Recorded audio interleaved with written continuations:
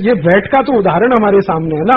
जितनी तेज जागृति फैली वैट के बारे में, उतना ही जल्दी सरकार ने सरेंडर किया। ये तो आप सब जानते हैं ना, ये तो 2-4 महीने पुरानी बात है, ज्यादा पुरानी।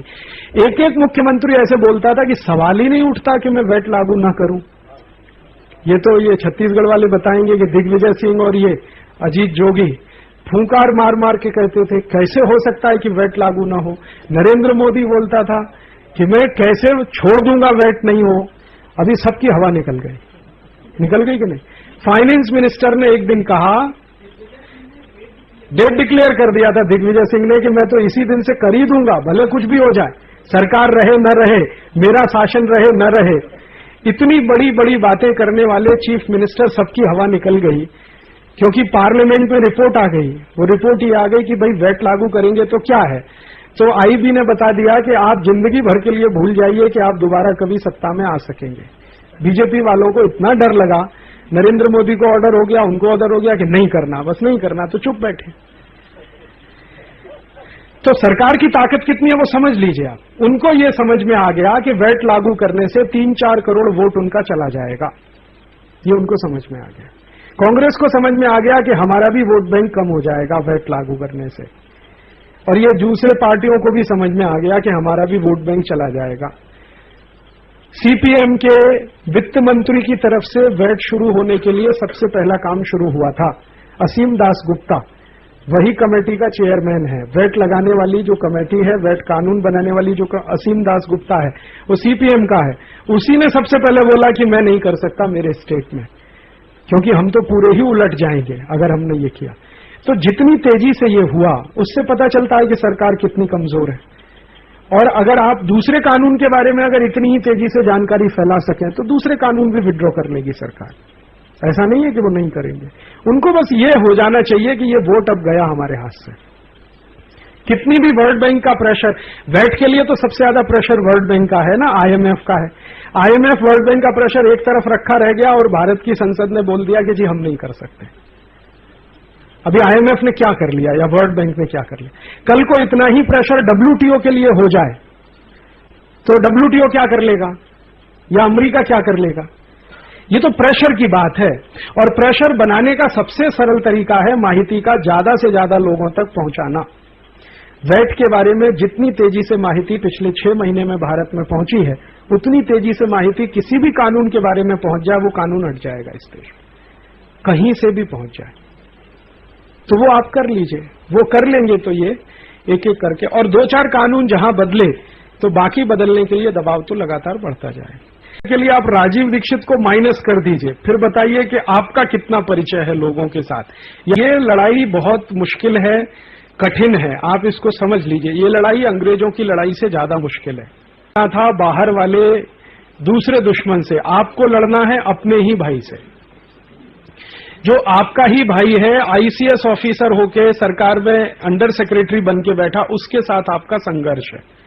आपका ही अपने बीच का आदमी है, प्राइम मिनिस्टर बनकर बैठा, उसके साथ आपका संघर्ष है। बाहर वाला जो दुश्मन होता है ना, वो दिखाई देता है सबको। अंदर का आदमी होता है ना, उतना दुश्मन नहीं लगता। अगर लगता होता तो 56 साल में इस देश में आंदोलन इतना बड़ा हो जाता जो आजादी के आंदोलन से भी बड़ा होता। अभी अंदर देश के लोगों को क्या लग रहा है, देश के अंदर जो मानस में करंट है वो ये है, भाई ये सरकार खराब थी, अब एक नई सरकार लाके देखो। वो खराब थी, अब इसको लाके देखो। ये चिमन भाई पटेल खराब था तो मोदी को लाके देखो। मोदी खराब है तो केशु भाई को लाके देखो। केशु भाई खराब है तो किसी और को लाके देखो। वो खराब है तो अटल बिहारी को लाके। ये मानस है, ये हम में से बहुत लोगों का भी है। ये मैं आम आदमी की बात कर रहा हूं तो इंक्लूडेड हम सब हैं, हम सभी हैं। मेरे जैसे हिंदुस्तान में बहुत कम लोग होंगे जिन्होंने आज तक किसी को वोट नहीं दिया। मैंने मेरे वोटर राइट का आज तक इस्तेमाल नहीं किया, क्योंकि मैं मानता नहीं कि अटल बिहारी वाजपेयी या सोनिया गांधी दोनों में से कोई अच्छा है। वो अच्छा इसलिए नहीं हो सकता कि जो सिस्टम चलाने के लिए वो जाने वाला वो सिस्टम ही खराब है। अब अटल बिहारी वाजपेयी कितना भी अच्छा और गुणी आदमी हो, लेकिन सिस्टम जिसको वो चला रहा है वो तो इतना ही खराब है जितना वो अंग्रेजों के जमाने में इरविन चलाता था। जब इरविन ने चलाया वही अटल बिहारी वाजपेयी चलाते हैं, वही सिस्टम सोनिया गांधी चलाएगी, और वही सिस्टम आप में से कोई जाएगा तो चलाएगा। जब सिस्टम खराब है तो अच्छे आदमी का कोई मतलब नहीं है वहां जाने का। तो लड़ाई तो ये है। अब हमें जो करना है वो ये कि ज्यादा लोगों के मन में हमारे लिए सद्भावना बन जाए। सद्भावना से मतलब क्या होता है? सद्भावना दो काम के, एक तो ये कि कोई हमारा भले साथ में ना आए लड़ाई के लिए, लेकिन रास्ते में रुकावट पैदा ना करे। सद्भावना उसके लिए जरूरी होती है।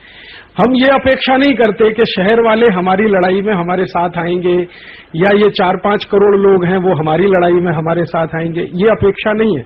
अपेक्षा सिर्फ इतनी है कि वो हमारे साथ ना आए, लेकिन जो लड़ाई हमने शुरू किया उसमें रुकावट पैदा ना करें, नहीं तो दुश्मन कई हो जाएंगे और कई फ्रंट पे आपको लड़ना पड़ेगा। एक फ्रंट तो पूरा ऑर्गेनाइज है ही, उससे भी बड़ा आपके ही बीच में से कई लोग निकलेंगे जो कहेंगे क्या फालतू बात करते हो, यही कानून से तो धीरू भाई अंबानी इतना अच्छा हुआ है, तुमको क्या प्रॉब्लम है?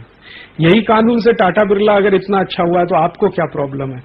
तो ये तब होगा जब आपके प्रति सद्भावना न्यूनतम होगी समाज में। अब यहां सद्भावना तो बहुत दूर की बात है, अभी परिचय नहीं है हमारा। सद्भावना तो तब होती है जब आपका किसी से कोई परिचय हो, अभी तो हमारा परिचय नहीं है। अगर इसको थोड़ी देर के लिए आप राजीव दीक्षित को माइनस कर दीजिए, फिर बताइए कि आपका कितना परिचय है लोगों के साथ, या आजादी बचाओ आंदोलन का आपने कितना परिचय कराया है लोगों से, कितना जानते हैं लोग? अभी भी राजीव दीक्षित माने आजादी बचाओ आंदोलन जानते हैं, आजादी बचाओ आंदोलन माने राजीव दीक्षित नहीं जानते। आप साधारण ट्रेन में कभी सफर करते होंगे, पूछना आजादी बचाओ आंदोलन क्या है, तो वो सोचे और उसको पूछो राजीव दीक्षित, हाँ अच्छा राजीव दीक्षित है। तो वो राजीव दीक्षित को ज्यादा जानते हैं, आंदोलन को कम जानते हैं। अभी परिस्थिति है, तो हमारा तो परिचय नहीं है ठीक से अभी लोगों से, और अगर परिचय नहीं है तो सद्भावना पैदा होने की बात तो बहुत दूर की है। और जब सद्भावना हो जाए तो आप कोई लड़ाई लड़ने के लिए तैयार हो सकते हैं, इस उम्मीद से कि भाई सद्भावना तो है लोगों के मन में हमारे प्रति, भले वो हमारे साथ कंधे से कंधा मिला के नहीं लड़ सकते क्योंकि उनकी अपनी लिमिटेशंस हैं। वो सद्भावना जब तक नहीं है, आपके प्रति परिचय नहीं है आपका लोगों के प्रति, तब तक ऐसा कोई बड़ा कदम उठाना वो एक अच्छे नेता का काम नहीं होता। जो सेनापति होता है ना, उसका मुख्य काम यही होता है कि परिस्थिति का आकलन करके युद्ध की घोषणा करें। अगर आपने परिस्थिति का आकलन ठीक से नहीं किया है और आपने कूद गए हैं, तो वही होगा जो 1857 में हुआ है। 1857 में बिना तैयारी के हमारे देश में ये जो सब शुरू हो गया, उसके दो दुष्परिणाम निकले। एक तो अंग्रेजों को क्रैश करने का मौका मिल गया, दूसरा 90 साल हमको सतत लड़ना पड़ा और 50 लाख लोगों की कुर्बानी। अगर वही काम परिस्थिति की तैयारी और समझ के साथ किया होता तो 1857 से 3 साल के अंदर आजादी आ जाती, 1860 में आ जाती। वो हुआ क्या कि अति उत्साह में कुछ लोगों ने मई के महीने में कहीं शुरू कर दिया, कहीं जून में हो गया, कहीं कहीं सितंबर में हो गया, कहीं नवंबर में हो गया। बहुत ही अनऑर्गेनाइज लेवल पे सब चला। और वही थोड़ा ऑर्गेनाइज हुआ 1942 में, हालांकि ज्यादा ऑर्गेनाइज तब भी नहीं हुआ था। परिणाम आ गया उसका। वो जितने लोग 1857 में मर गए उतने 1942 में नहीं मरे। 1942 में तो अंग्रेजों की हालत खराब हो गई थी गिरफ्तार करने में, लेकिन 1857 में क्रैश करने में भी उनको कोई तकलीफ नहीं थी, क्योंकि ऑर्गेनाइजेशन कमजोर था। क्योंकि कोई ऑर्गेनाइजेशन नहीं होता है तो ऊपर वाले को क्रैश करने के लिए रास्ता मिलता है। तो अभी तो हम में शक्ति आ जाए, सबसे बड़ी बात तो हमारी अपनी शक्ति की है। हम में अपनी शक्ति आ जाए, थोड़ा आत्मविश्वास आ जाए, हमारा थोड़ा परिचय समाज से हो जाए, समाज के मन में हमारे प्रति सद्भावना हो जाए, तो ऐसे काम करने के लिए हम बिल्कुल फिट होंगे। और अगर ये तैयारी किए बिना जाएंगे तो उसमें यही होने वाला है। देखिए, मैं आपको बताऊं, बेली भाई जो बात करते हैं ना, ये जो वैट का है, वैट का मैं एक कहानी सुनाता हूं आपको। हम लोगों ने बंबई में बड़ा विरोध किया, कई जगह मैंने जाके लोगों को प्रयास किया, और बंबई में बड़ा एक सफल काम हुआ कि 25-26 संगठन व्यापारियों के बन गए। अब वो संगठन ने मुझे वायदा किया था, आप जो कहेंगे हम करेंगे, आप जो कहेंगे हम करेंगे, आप आज बोलेंगे तो हम सब घर छोड़ के रात को 12 बजे सड़क पे। 3 दिन बाद मैंने उनसे कहा कि परसों से जेल भरो शुरू करना है। तो वहां 3 कार्यकर्ता थे, एक सुशील अजमेरा, एक राजू भाई बोरीवली के, और एक और कोई थे। और उससे 15 दिन पहले उन्हीं व्यापारी संगठनों की बंबई के आजाद मैदान में मैंने सभा संबोधित किया, 30,000 थे। 30,000 की सभा में हाथ उठा के उन्होंने कहा आप जेल जाने के लिए कहेंगे जेल चले जाएंगे, आप जो कहेंगे करेंगे। और एक हफ्ते के बाद मैं कह रहा हूं कि बस परसों से जेल भरो शुरू करना है, तो मैंने हमारे कार्यकर्ताओं को कहा कि आप आगे रहेंगे, बाकी सब पीछे रहेंगे। तो अपने 3 कार्यकर्ता थे, वो 30,000 में से एक भी नहीं था। जिनको तकलीफ है वही लड़ने को तैयार नहीं। परेशानी तो ये है ना, वैट का मुझे तो कोई तकलीफ नहीं है, ना मेरा कोई उद्योग है, ना मेरा कोई इंडस्ट्री है, ना मेरा कोई बैंक अकाउंट है, ना कोई प्रॉपर्टी। मुझे वैट से कुछ लेना नहीं, कुछ देना नहीं। लेकिन सबसे बड़ी बात है कि जिनको सबसे बड़ी तकलीफ इससे है, अगर वो लड़ने को तैयार नहीं है तो लड़ाई पूरी फेल है। ये जो गांधी जी कर रहे हैं वो क्या कोशिश, वो यही कर रहे हैं कि भाई तुम्हारा प्रश्न है, तुमको खड़ा होना है। गांधी जी का प्रश्न नहीं है, प्रश्न हिंदुस्तान के करोड़ों लोगों। तो ये जो 34,000 कानून है वो सिर्फ हमारा प्रश्न नहीं है, हिंदुस्तान के करोड़ों लोगों का प्रश्न है। अगर उनमें ताकत नहीं बनती तो आप लड़ेंगे किसके लिए?